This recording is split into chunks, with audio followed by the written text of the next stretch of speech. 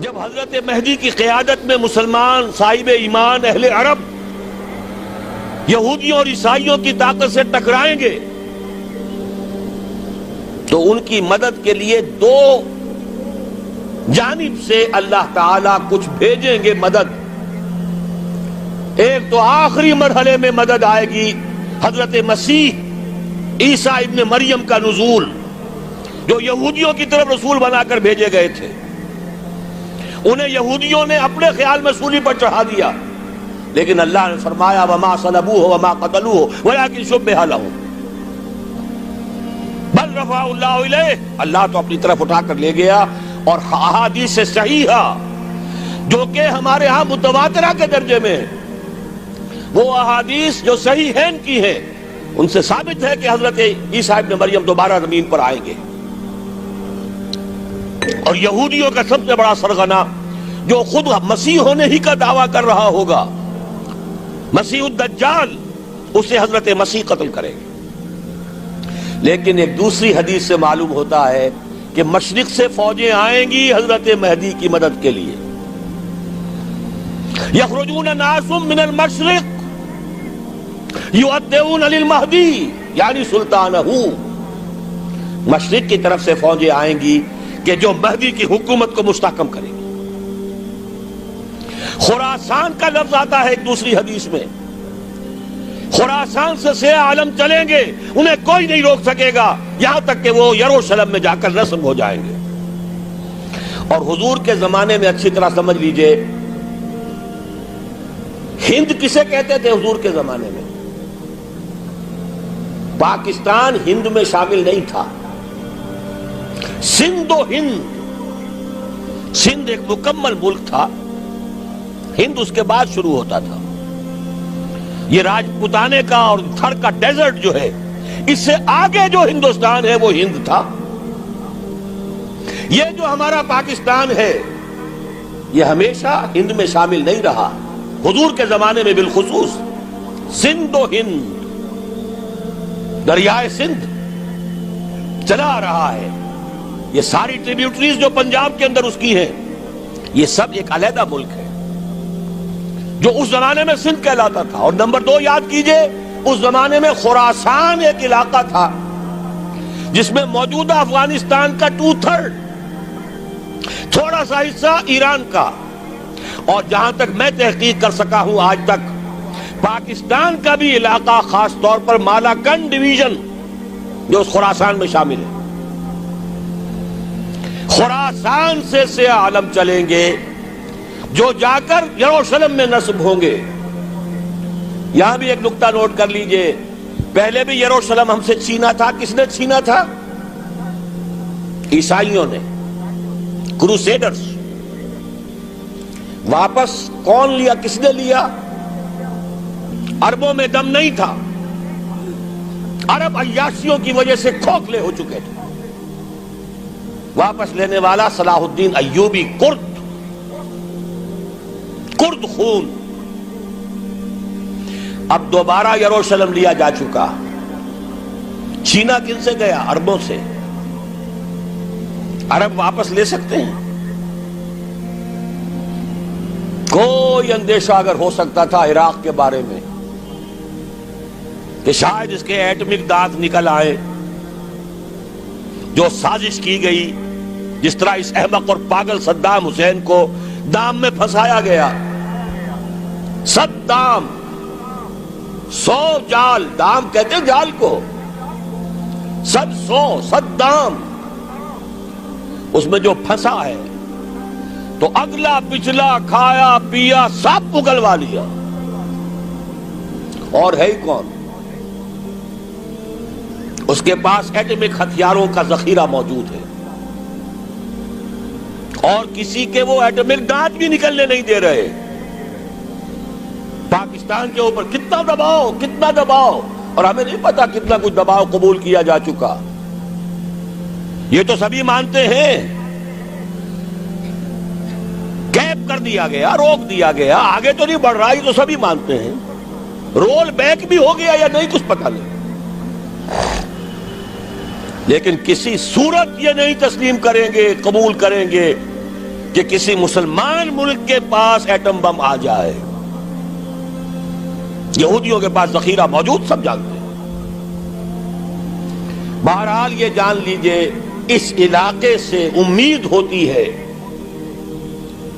سندھ اور خراسان حالات بہت خراب ہیں ہمارے، اور حالات بہت خراب ہیں افغانستان کے بھی، لیکن حالات کے بدلتے اللہ تعالیٰ کی مشیت کے تحت دیر نہیں لگا کرتی.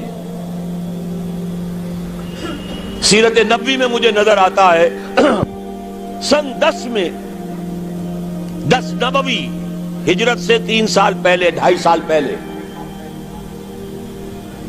کہیں سے کوئی امید کی کرن نظر نہیں آتی تھی کہ عرب میں اسلامی حکومت قائم ہو جائے گی.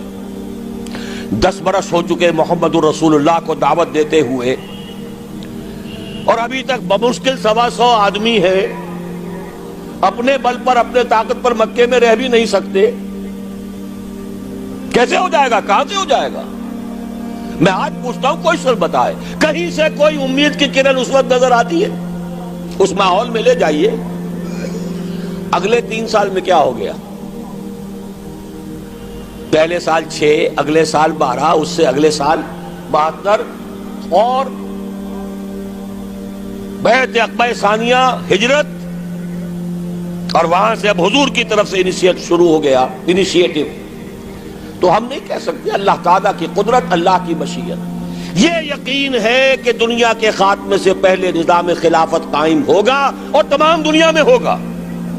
ظاہر ہے کہیں پہلے کسی ایک جگہ سے ہوگا، جیسے حضور کے زمانے میں ہوا. اگر بیک وقت پوری دنیا میں ہو سکتا تو حضور کے دست مبارک سے ہوتا. اگر حضور کے دست مبارک سے بھی ایک ملک میں ہوا، جزیرہ نما عرب میں ہوا، پھر حضور کے امتی ہیں نا، ابو بکر ہے، عمر ہے، عثمان ہے، صحابہ کرام کی فوجیں نکلی ہیں، امتی ہیں. امتیوں کے ہاتھوں اس کی توسیع ہوئی. اب بھی یہی ہوگا، کسی ایک علاقے میں ہوگا. میرا گمان ہے، میں یہ یقین سے نہیں کہہ سکتا. گمان بھی میرا ان احادیث کی روشنی میں ہے جو میں نے آپ کو بتا دی اور موجود ہے اس کتابچے کے اندر. علامہ اقبال نے بھی انہی کے حوالے سے کئی کہا ہے، میرے عرب کو آئی ٹھنڈی ہوا جہاں سے، میرا وطن وہی ہے، میرا وطن وہی ہے.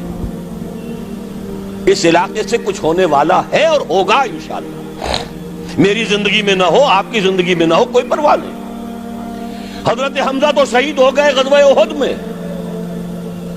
5 سال کے بعد حضور مکے میں داخل ہوئے ہیں فاتح کی حیثیت سے. حضرت حمزہ کی نگاہوں نے، ان آنکھوں نے تو نہیں دیکھا، عالم ارواح میں اللہ نے کیا مشاہدہ کرایا ہوگا انہیں، وہ تو ہمیں معلوم نہیں. بعض صحابہ شہید کر دیے گئے مکے ہی میں. بہت بڑی کامیابی. اپنی جان لگا دیں، اپنے آپ کو کھپا دیں، اپنے آپ کو مٹا دیں. جس طرح روڑی کوٹ کر بنیادوں میں بھر دی جاتی ہے، ہماری ہڈیوں کا چورا بنا کر اور ہمارے خون کے اندر اسے گوندھ کر اگر وہاں ڈال دیا جائے، اس سے بڑی سعادت کوئی نہیں. اس پر تعمیر ہو خلافت علی منہاج النبوہ کی، ہم اس کی بنیاد کے اندر دفن ہو جائیں، یہی بہت بڑی سعادت ہے. لیکن یہ ہوگا. میں نے عرض کیا تھا کہ یقین ہے مجھے کہ ہوگا، اور ہر صاحب ایمان کو یقین ہونا چاہیے کہ ہوگا. باقی یہ کہ یہ آثار ہیں اور احادیث بھی ہیں، اور 400 برس کی تاریخ بھی بتاتی ہے کہ یہیں سے ہوگا. 1000 برس تک سارے مجددین امت عالم عرب میں پیدا ہوئے. 11ویں صدی کا مجدد اعظم شیخ احمد سرہندی کہاں دفن ہے؟ سرہند میں، ہندوستان میں.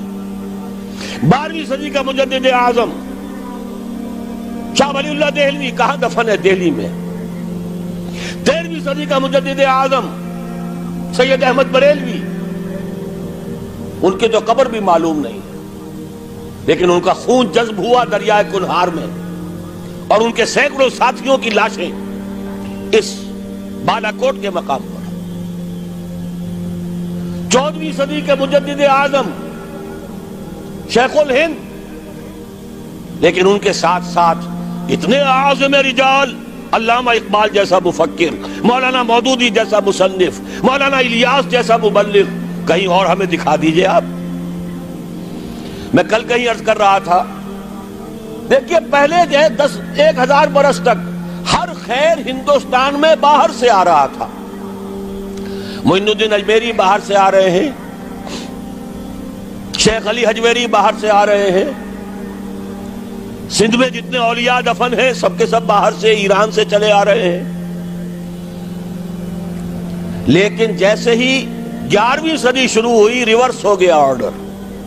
اب سلسلہ مجددیہ نقشبندیہ اب ہندوستان سے نکل کر پھیل رہا ہے.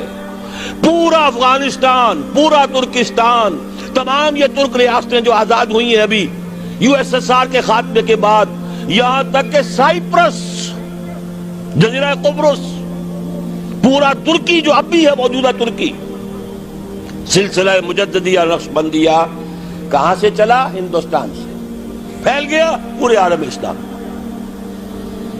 مفکر، علماء دین اور تمام علوم دینی کا مجدد شاہ ولی اللہ دہلوی، خالص ترین جہاد فی سبیل اللہ دور صحابہ کے بعد جماعت مجاہدین جام شہادت نوش کیا، سینکڑوں ہمارے مجاہدین. پھر 14ویں صدی میں اقبال جیسا مفکر، مودودی جیسا، دوبارہ دوہرا رہا ہوں، مصنف، مولانا الیاس جیسا مبلغ مجھے تو کہیں نظر نہیں آتا. تمام مسلمان ممالک آزاد ہوئے، کہیں اسلام کا نام نہیں لگا. نہ سیوکارنوں نے نعرہ لگایا، نہ کہیں کسی اور نے نعرہ لگایا. عربوں نے بھی عرب نیشنلزم کا نعرہ لگایا، اسلام کا نعرہ نہیں. تحریک پاکستان میں نعرہ لگا، پاکستان کا مطلب کیا؟ لا الہ الا اللہ. صبح عرض کر چکا ہوں، تحریک خلافت پوری دنیا میں کہیں نہیں، صرف بر عظیم پاک و ہند میں. اور کیسی تحریک خلافت کہ ہندو شریک ہوئے، گاندھی شامل ہوا، پورے ہندوستان کو جس نے گنجا دیا. یہ دوسری بات ہے کہ جب خود مصطفیٰ کمال نے ختم کر دیا تو اب کیا کرتے؟ مدعی سست گواہ چست. نوٹ کرنے کی بات ہے، کچھ آثار ہیں، 400 سال کی تاریخ ہے، بتا رہی ہے پاکستان کا قیام خود ایک معجزہ. یہ ساری چیزیں مشیت ایزدی میں کسی بڑے خیر کا پیش خیمہ ہے.